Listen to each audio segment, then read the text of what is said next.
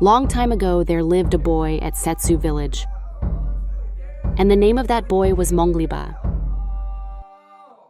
It was said that this boy became a talented blacksmith, a dao maker, even when he was only a boy. He lived with his parents, along with his brothers and sisters. It was he who invented to make long dao never known to the Aos of his days. This boy, being a minor boy, had never engaged himself in their cultivation work, except to spend his days along with his brothers and sisters at home, while his parents were away working in their cultivation field. He stayed at home. Once he planned out to make a new designed dao, and having planned it out, he worked on it days in and days out, till it became a reality. Ever since then, he continued to work, finishing one after another, till it attracted the attention of his jealous next-door neighbor.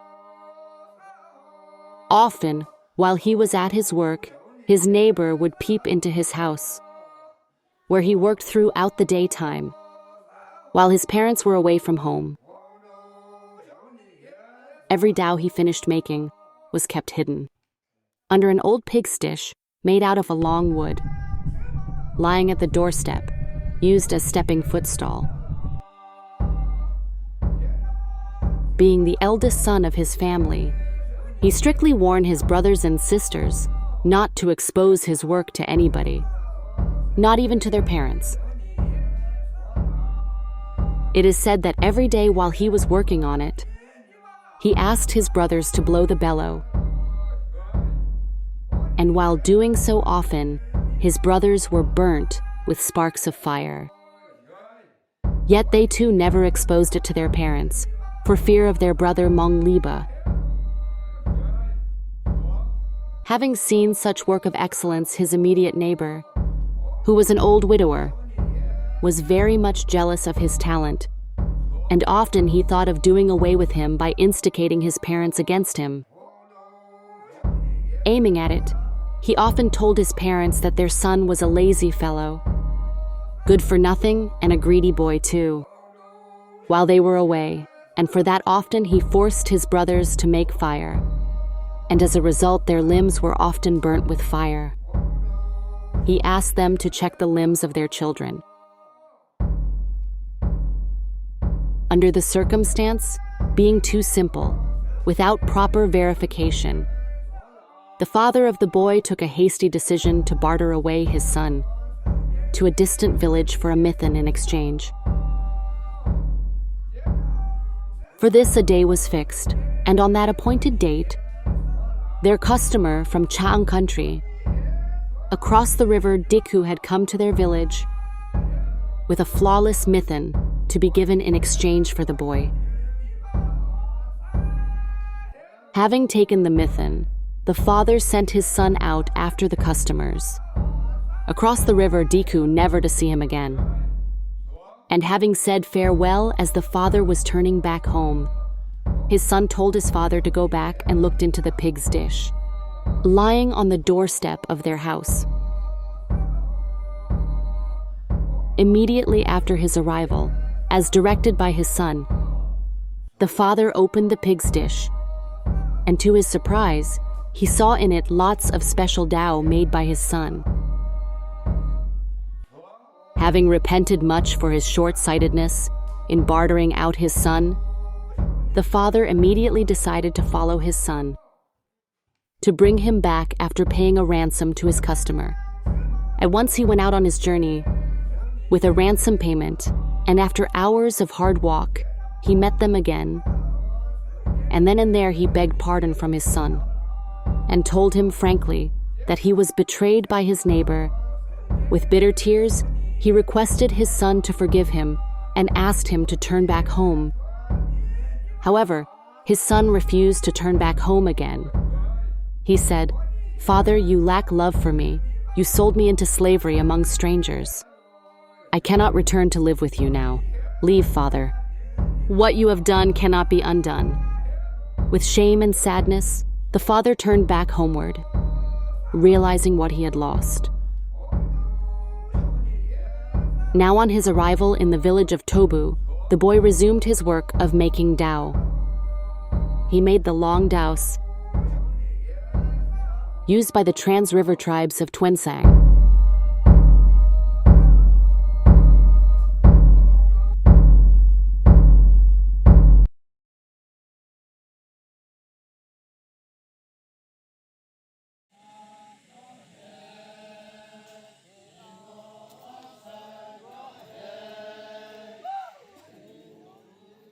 Once upon a time, there was a boy. He was left at home all day to look after his baby brother,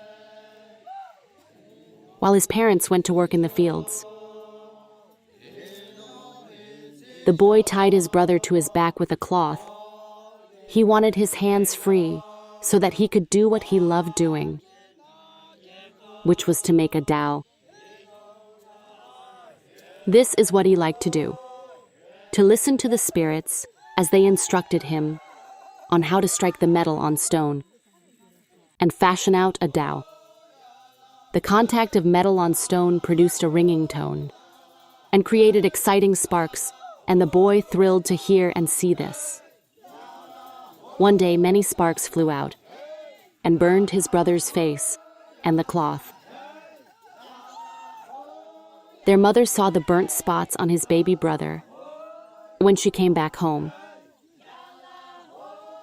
So she scolded the boy bitterly for not taking better care of his brother and also for spoiling the cloth. The boy was unable to tell his mother a word of what he did every day while she was gone. He could not explain that he was being instructed by unseen powers, that he loved the sound of the metal against the stone, that he felt alive doing that. So taking what metal there was and some stones, he left his home and his village that night, traveling on till he came to a village in the lands of another tribe. There it is said, he lived and made many daos and showed the people how to make them. And soon everybody came to know that the best daos could be got from this village. The only stone that the boy could not carry was the biggest one. So it remains there in Pir Ahi village, bearing all the marks of the boy's industry. People named it Thongru King, after the boy's clan name Thongru, and the word for Dao, Nok, and the word for hit, King. When the parents first saw it and realized what the boy had been doing, "Oh, we didn't know, we did not see what he was doing." And the mother regretfully said, "I scolded him and he went away." They wished that he could have told his mother, "Mother, I am making a dao." And then his mother would have seen that and understood everything, and he would have remained in the village.